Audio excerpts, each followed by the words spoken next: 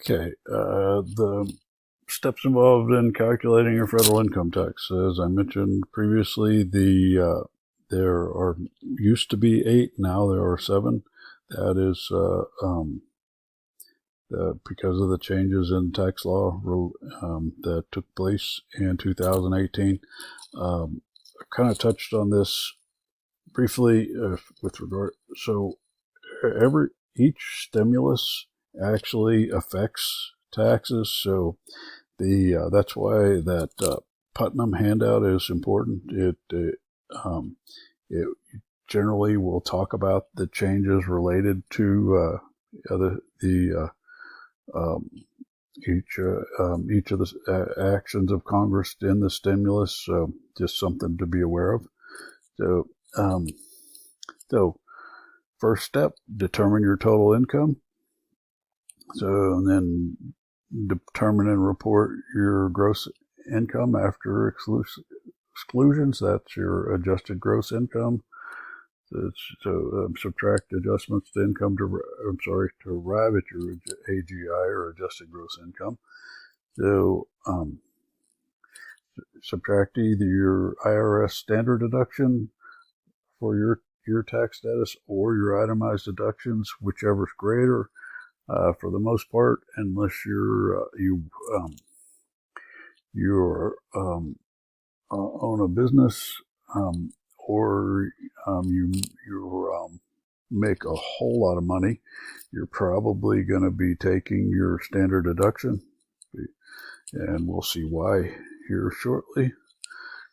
So personal exemptions were eliminated in 2018. So as I mentioned, the publisher hasn't seen fit to do an update, even though they published a new edition after the 2018 tax law was changed. So determining your preliminary tax liability, then subtract any tax credits for which you qualify. Just so we know, there are a couple of higher education tax credits that you can qualify for. We'll talk about later in the chapter. One of them is like a one-time thing. The other is ongoing. So, but just be aware of that. So then finally, calculate the balance due to the IRS or the amount of your refund. Just a note: filing taxes is for most people, unless you have a fairly complicated investments or business, it's likely to be fairly simple, and any number of software out there that you can use, many of which are free to individuals who make less than a certain amount of money. So it's worth looking into. And even if you do buy it, it's still not terribly expensive. I think I use TurboTax Deluxe, and I think I paid $40-something for it last year. Usually, if you watch, some places will have rebates or discount on it this time of year. I think I got $10 off of it last year from Sam's. So again, to repeat the steps, say that 1, calculate total income. Step 2, gross income. You subtract exclusions, get adjusted gross income by subtract adjustments. And again, step 5 is gone. And then subtract your standard deduction, and then apply the tax table or tax rate schedule. To get your final tax liability, subtract any credits, and calculate the balance or owed any refund to the IRS. So we're going to go through each of the steps here. Total income is the earned income. Is your earned income income derived from active participation in trade or business, includes wages, salary, tips, commissions, bonuses. The total income compensation from all sources. That would include your investment income or those types of income as well. So income you might receive, wages and salary, commissions, bonuses, tips earned, interest and investment income, retirement income. So the one thing to note is inheritance is generally exempt from taxes in the United States. There are exceptions to that, but unless you're inheriting in a very large estate, it's likely not subject to inheritance tax. Figure 4.3 is a W-2 form, so it has the company from which you work for. So you've got wages here, and so you got Social Security wages, Medicare wages, so forth, and the taxes withheld from each of those. And then your down here at the bottom, your state and local taxes are included as well. These are income taxes. Your things like property taxes are not included here. So also capital gains and losses be included. There are limitations to losses. If you don't have something a gain to offset the loss, then you can only take like $3,000 a year. So just something to note. That's why like during at the end of if some investors have a good year in the market, then they're more likely to sell off all their poor investments and take those losses in order to offset their the income taxes that would be due. So long-term capital gains. This is actually old. I think it's 0, 15, and 20. So I believe it depends. It's different if you're married or single, but they look on the Putnam handout. It's I think it's I forget the 44,000 something or less. You don't pay income, and then up to a certain amount between that amount and I forget what it is. I have to look. It jumps to 20%. So then short terms are just taxed at your marginal tax rate. So short-term gains are just considered ordinary income.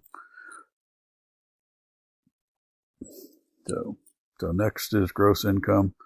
So certain types of income, such as gifts, that do not have to be reported or are called exclusions. Gifts, inherited, life insurance benefits. The one thing here, so my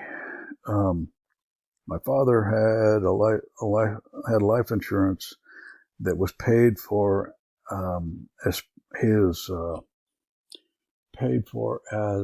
of his retirement plan, and as a result, since it was paid for with pre-tax money, the life insurance benefit was taxable.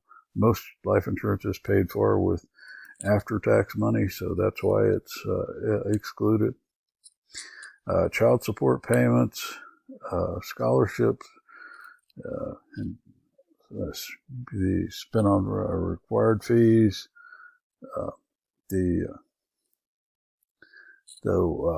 Adjustments include IRA contributions, alimony paid, Actually, I think alimony may be a change.